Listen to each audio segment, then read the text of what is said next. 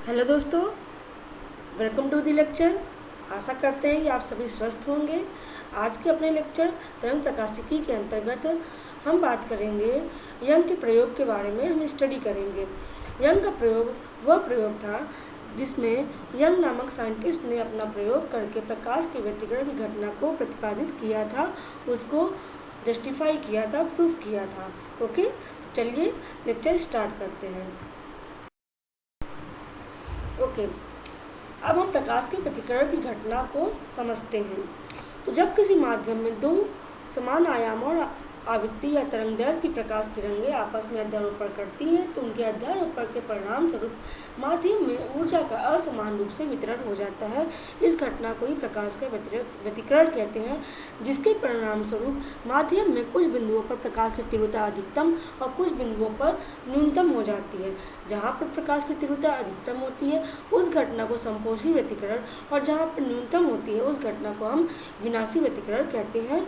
और यही घटना क्रमागत पट्टियों के रूप में दिखाई पड़ती है, जिन्हें हम व्यतिकरण फ्रिंजेस कहते हैं। The phenomena of distribution of the light energy in a medium due to interference of light of same amplitude and wavelength और from two coherent sources is called interference of light. Because of the interference process, at some places in the medium there will be the maximum intensity, and at some places in the medium there will be the minimum intensity. These all maximum and minimum intensity positions are seen in the form of consecutive bands. These are called the interference fringes.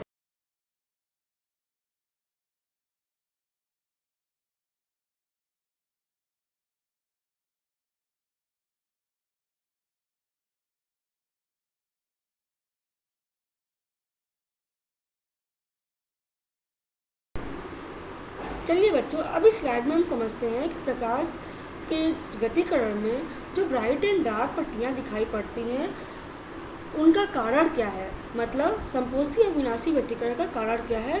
तो ये संपोषी और विनाशी व्यतिकरण क्या होते हैं? These are two types of interferences. ये व्यतिकरण के दो प्रकार हैं। किस वजह से? ब्राइट वाले को संपोषी व्यतिकरण कहा जाता है और डार्क वाले को विनाशी व्यतिकरण कहा जाता है। लेकिन ये ब्राइट और डार्क मिलते किस लिए हैं? कारण क्या है? किस वजह से जब दो तरंगें आपस में इंटरफेरेंस करती हैं, आपस में व्यतिकरण करती हैं, तो पट्टियाँ डार्क और ब्राइट क्यों मिलती हैं? तो इसका कारण ये होता है कि जब कभी प्रकाश किरणें आपस में समान कला, मतलब दोनों तरंगों के श्रृंग या दोनों तरंगों के गर्त मीन्स दोनों के क्रेस्ट और दोनों के ट्रफ आपस में मैच कर जाते हैं, तो इस प्रकार का व्यतिकरण संपोषी व्यतिकरण या कंस्ट्रक्टिव इंटरफेरेंस कहलाता है। और इस केस में प्रकाश की इंटेंसिटी जो होती है दिस इज मैक्सिमम होती है।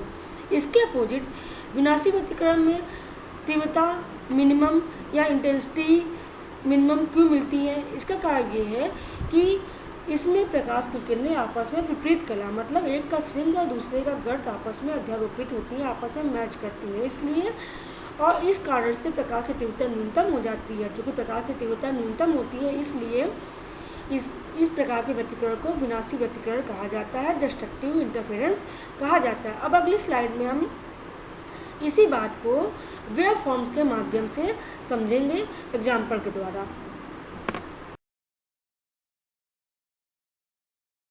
लेट अस सपोज दैट, माना कि जैसे एक तरंग ये है, एक तरंग ये है। आप देख सकते हैं कि यहाँ से यहाँ तक इसकी वेवलेंथ है और यहाँ से यहाँ तक इसकी वेवलेंथ है। दोनों तरंगें समान आयाम और समान तरंगदैर्घ्य की तरंगें हैं। ये आपस में जब मैच कर जाएंगी, मिल जाएंगी, तो इनकी मिलने की वजह से अध्यारोपण के सिद्धांत से जो परिणामी तरंग बनेगी, उस परिणामी तरंग का जो शेप है वो ऐसा दिखाई देगा। अब आप देख सकते हैं कि जहाँ जहाँ पर ये भी क्रेस्ट है, ये भी क्रेस्ट है, जब भी ये मैच करेगी तो क्रेस्ट मैच करेगा और ट्रफ मैच करेगा, मतलब श्रृंग और गर्त मिलेगा। तो जहाँ जहाँ पर भी श्रृंग और श्रृंग तथा गर्त और गर्त मिलते हैं वहाँ पर संपोषी व्यतिकरण या कंस्ट्रक्टिव इंटरफेरेंस होता है और माध्यम में तीव्रता अधिकतम होती है, वहाँ पर सबसे ज़्यादा रोशनी दिखाई देती है। ठीक है, और जहाँ पे क्या होता है, सपोज कर लो कि एक वेव का क्रेस्ट दूसरे वेव के ट्रफ से फॉल करता है, मैच कर जाता है, तो उस केस में जैसे कि आप यहाँ देख सकते हैं कि जब ये दो तरंगे मिलेंगी तो इसका क्रेस्ट और इसका ट्रफ आपस में मैच करेगा, जिस वजह से अपोजिट फेज में होने की वजह से, क्योंकि इसका फेज कुछ और है और इसका जस्ट अपोजिट फेज ये है, कलाएँ विपरीत हैं, इस वजह से क्या होगा कि इनकी इंटरफेरेंस के पश्चात, इनके अध्यारोपण के पश्चात माध्यम में तरंग की तीव्रता न्यूनतम या एकदम डार्कनेस प्रतीत होगी, वहाँ पे कोई लाइट नहीं होगी। तो इससे हम चूँकि यहाँ पे रोशनी खत्म हो जाती है, प्रकाश ऊर्जा दिखाई देती है, इस वजह से इसको विनाशी व्यतिकरण या डिस्ट्रक्टिव इंटरफेरेंस कहते हैं। अब चलते हैं हम अपने प्रयोग के बारे में बात करते हैं। नाउ प्रयोग क्या है? प्रयोग जो है वो है यंग्स एक्सपेरिमेंट। अब यंग्स एक्सपेरिमेंट को परफॉर्म करने के लिए जो ऑपरेटर्स की आवश्यकता होती है वो क्या क्या ऑपरेटर्स है कि हमारे पास एक मोनोक्रोमेटिक लाइट सोर्स होना चाहिए, मतलब एक वर्णी प्रकाश स्रोत होना चाहिए, 2 पॉइंट साइड स्लिट्स होना चाहिए, यानी 2 छोटे छोटे छेद वाला एक बोर्ड होना चाहिए। थर्ड क्या होना चाहिए? थर्ड क्या है, एक हमारे पास स्क्रीन होना चाहिए जिसपे हमें पैटर्न देखना है।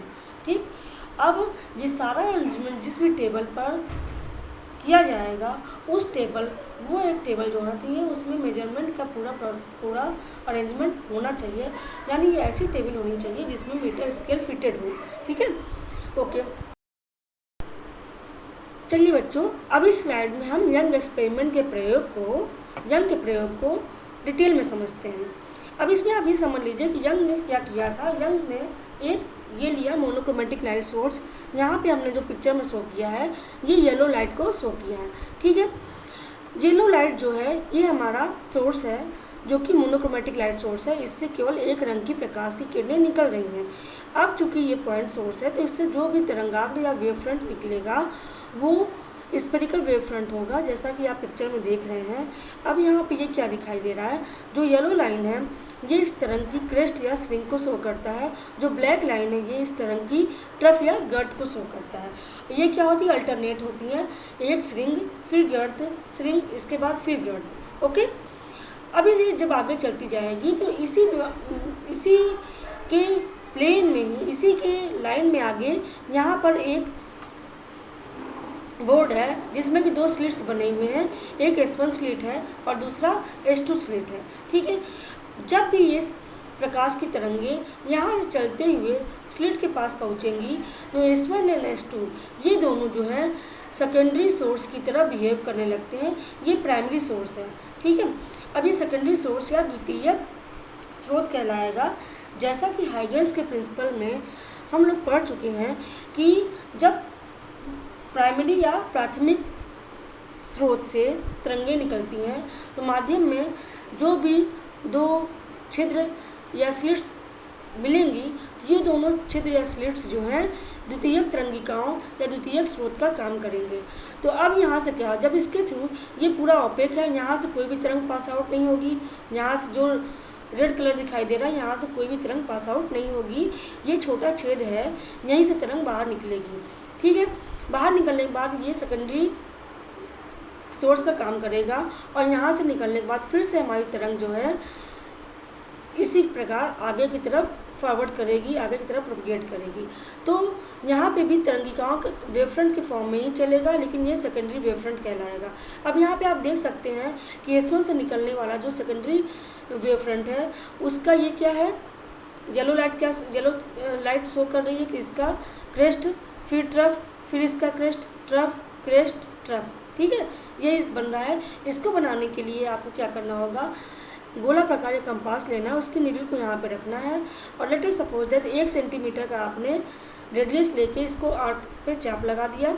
जब इसको आर्क बना दिया तो उसके बाद 2 centimetre, 3 centimetre, 4 centimetre, 5 centimetre and so on, इस तरह से आप रेडियाई को इंक्रीज करते हुए सेंटर को यही मानते हुए आप हाफ सर्किल इसको बनाते चले जाइए।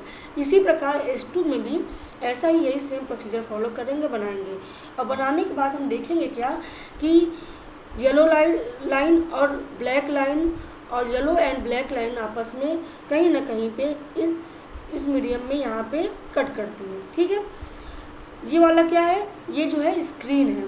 ठीक, तो सबसे पहले क्या था, स्रोत है, सोर्स है, S1 S2 स्लिट्स हैं और यहाँ पे ये जो है ये हमारा पर्दा या स्क्रीन है।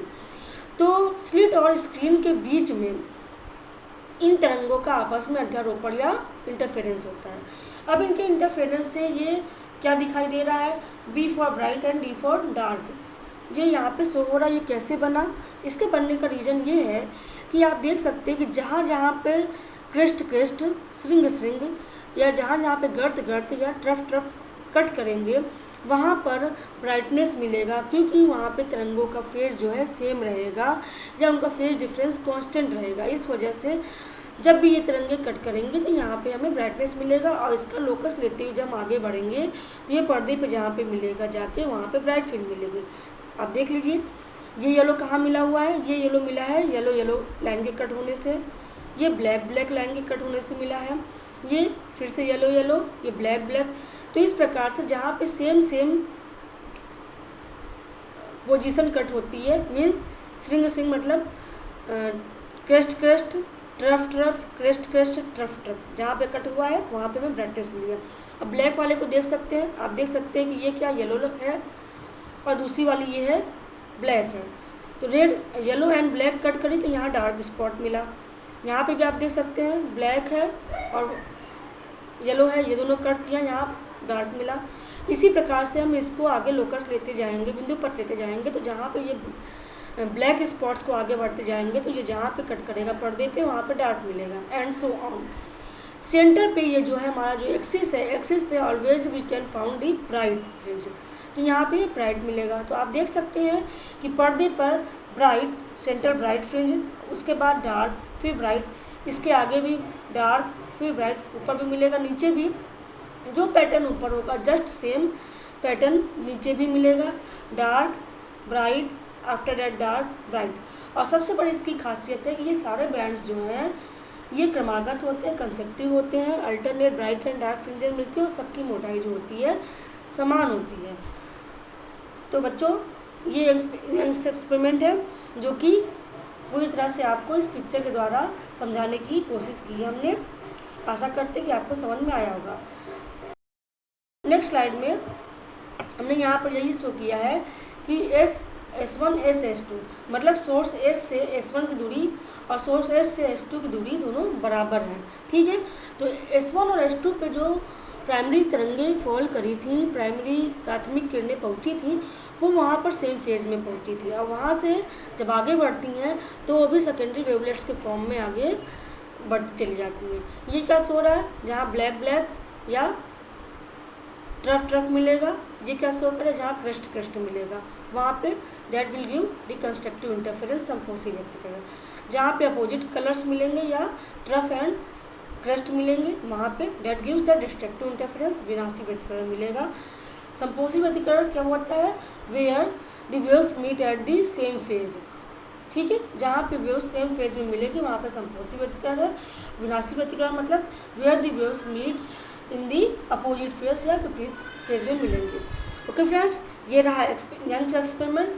तो आपको यंग एक्सपेरिमेंट समझ में आया हो तो प्लीज़ लाइक करें, सब्सक्राइब करें एंड शेयर करें। Okay, thanks for watching. अब मिलेंगे नेक्स्ट लेक्चर में।